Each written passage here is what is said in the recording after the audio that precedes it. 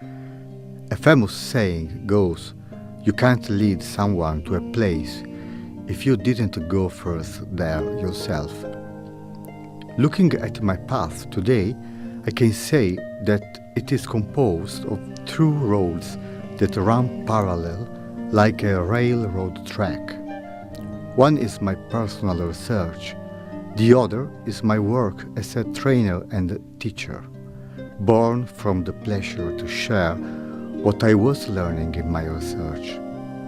Many questions I had about the world since I was a boy were related to the experience of living in a disadvantaged neighborhood in my hometown in southern Italy, Taranto. Right now, all over the news goes the environmental disaster produced by Ilva, one of the largest iron and steel factories. It seemed contradictory to me to see, by one side, so much energy and knowledge used to create such huge industries, and so huge disaster and poverty by the other side. Since then, I've been looking for knowledge capable to create wellness for the individuals and the society. So I left for Rome, studying as a sociologist and doing so many different jobs to survive, having so many life experiences.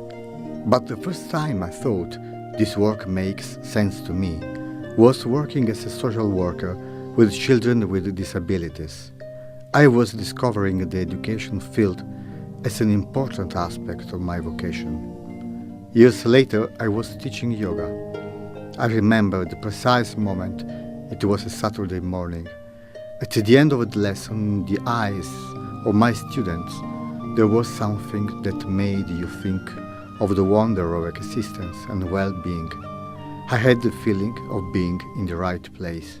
An important milestone was again the discovery of the autobiography as a way of self-knowledge and the search for a personal meaning of life. Here too, it all starts with a personal experience related to a crisis period and the need to write about my experience in order to reassemble the pieces of my life. After these personal experiences, I studied to become a trainer expert in autobiographical methods, and this is still my passion and my work. The final stage of my research and my professional dimension brought me even closer to my inner drive.